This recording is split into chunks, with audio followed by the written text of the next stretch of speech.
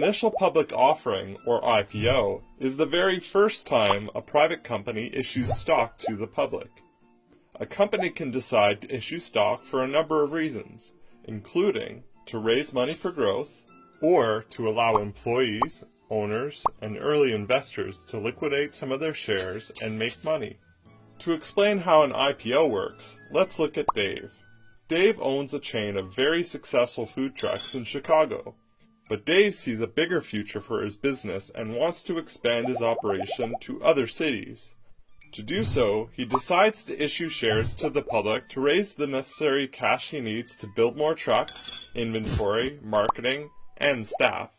Dave can't just issue stock himself to the public. He needs to use an investment bank.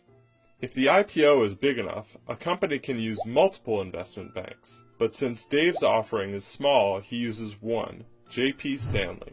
Based on the value of Dave's company, Dave and J.P. Stanley determine the IPO price, the amount of shares they will use, and the percentage of ownership of Dave's food trucks they will give up.